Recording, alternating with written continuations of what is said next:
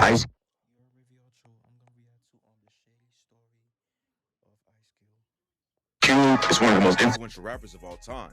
He helped launch gangster rap into the mainstream with NWA, and without him, the industry wouldn't be the same. Ice had a lot of success, but there was a dark side to the situation too. Behind all the money and plaques, Ice had been involved with a lot of anti-Semitism, and maybe even wanted his old manager, Jerry Heller, dead. Let's get right into this wild story. Ice Cube came up in South Central LA. There's a lot of different stories about his early life and how active he really was in the streets, but we do know that his sister was murdered when he was just 12 years old. In an interview, Ice said that he almost killed a dude he went to school with after the dude scammed his mom out of $20. According to him, he went to the dude's place with his homies and they planned on straight up killing him. But luckily, he wasn't home and Ice didn't catch a murder charge. He started rapping as a teenager in school, and in '86, Ice was in a group called Stereo Crew with KD and Sir Jinx.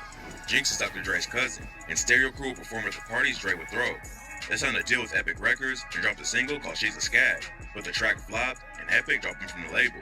They changed their name to CIA and signed a new deal with Crew Cut Records, but then Eazy-E came through and changed everything. Eazy-E had just linked up with a dude named Jerry Heller to start the label Ruthless Records. Heller was already a legend in the music industry and had worked with some of the biggest artists in the world. He saw the potential in rap before the rest of the music world caught on, and in '86, he started Ruthless with Eazy. Dre and Eazy started NWA together, then they brought Ice Cube into the mix after seeing his talent on the mic. They put out an album in '87 called NWA and the Posse that didn't pick up a lot of buzz. But the next year, they changed the whole game when they dropped Straight Outta Compton. Straight Outta Compton blew up like nobody ever expected and became the first gangster rap album to reach platinum status. Overnight, Dre, Eazy, and Ice went from underground artists in a genre that nobody listened to the newest superstars in the music industry. It should have been the best time of their lives, but it all started falling apart just 1 year later. Ice Cube wasn't just the crew's lead rapper, he also wrote almost half of the lyrics on the entire album. He didn't think he was getting paid. Damn, the entire album. That's that's mad work. I ain't gonna lie. for all the work he put in. And he blamed Eazy and Heller for the whole situation. The rest of NWA started sending shots at Ice on tracks like Real where he said, "We started out with too much cargo, so I'm glad we got rid of Benedict Arnold." Benedict Arnold was an American who sided with the British during the American Revolution, so Dre sent a shot at Ice, calling him a traitor. Ice didn't respond at first, but then on their second album, NWA had a whole skit aimed at him. After the album dropped, Ice clapped back with the song No Vaseline. Nah, people be saying like that's the best. That's one of the best diss tracks ever. Do y'all agree? Let me know, bro. Cause me, I haven't listened. I haven't listened to to this song entirety. I only heard like a little bit of this song, and that's it. Like, Shots at his old homies and Jerry Heller too. On the track, he said, "I started off with too much cargo, dropped 4 now I'm making all the dough. White man just ruling. The with attitudes, who you fooling? And, cause I heard you like giving up the drawers. Gang banged by your manager Heller, getting money out your ass like a motherfucking bank teller. Calling out someone who you think stole from you is one thing, but Ice took it a step further and sent shots at Heller for being Jewish. He raps, "Used to be my homie, now you act like you don't know me. It's a case of divide and conquer, cause you let a Jew break up my crew." damn, he violated. Used to be my homie. Now you act like you don't know me. It's a case of divide and conquer, cause you let a Jew break break up my crew. Damn, why you violated a Jew like that, bro? later in the track, Ice sent more shots at Heller and his Jewish heritage with the line, "Heard you both got the same bank account. Dumb what you thinking about? Get rid of that devil, real simple. Put a bullet in his temple. Cause you can't be the for life crew with a white Jew telling you what to do." After the track came out, an associate dean at a human rights organization called the Simon Wiesenthal Center told the LA Times, Ice Cube was advocating violence against other ethnic minorities, and given the climate of bigotry in the 1990s, we consider this kind of material a real threat. The shots at Heller weren't the only offensive lines on Ice's album. The track Black Korea is one big racist rant against Asians, where Ice said, "Every time I want to get a f***ing brew, I gotta go down to the store with the tool.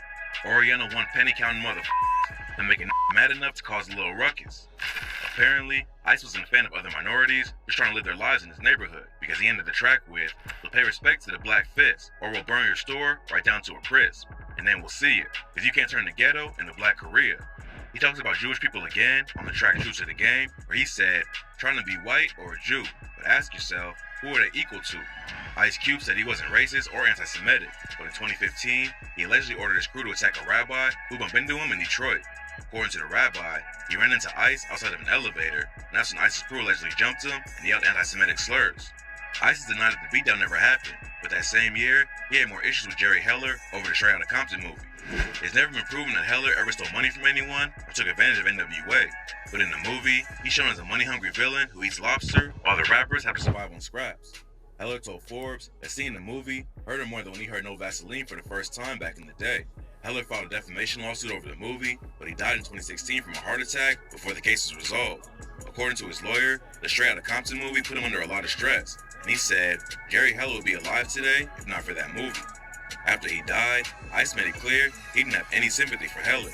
He told a Detroit radio station, Damn, Ice Cube kept that same energy, man. He kept the same energy, bro. He didn't care if that man passed away, bro.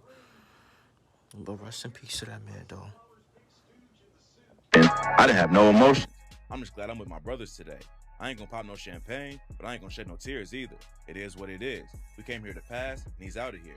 Like I said, I'm not losing no sleep over that one. Ice Cube has made millions of dollars over his career, and a lot of fans are surprised they still had a grudge over money issues from that long ago.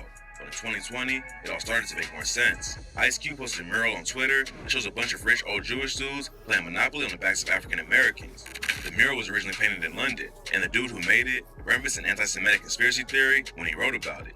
He said, some of the older white Jewish folk in the local community had an issue with me portraying their beloved hashtag Rothschild or hashtag Warburg, etc. as the demons they are. There was a huge backlash against the mural, and a lot of journalists compared it to anti-Jewish propaganda that the Nazis used. Ice Cube posted another pic on Twitter a few days later that showed the black cube of Saturn inside the Star of David. The black cube is an occult symbol, sometimes represents chaos, and putting it inside the Star of David is an obvious anti-Semitic message. When somebody called him out for spreading hate against Jewish people, Ice just wrote, what if I was just pro-black? This is the truth, brother. I don't lie on anyone. I didn't say I was anti-anybody. Ice might not say he's anti-anybody, but that doesn't seem like the case since he has ties to Louis Farrakhan. Farrakhan is a racist anti-Semite who runs a group called the Nation of Islam. Back in 2020, a CNN anchor named Jake Tapper aired him out for being a vile, anti-LGBTQ, anti-Semitic misogynist on Twitter. Then Ice clapped back at him and said, watch your mouth, Jake. Later, Ice posted a painting of Farrakhan on Twitter and called him the Honorable Louis Farrakhan.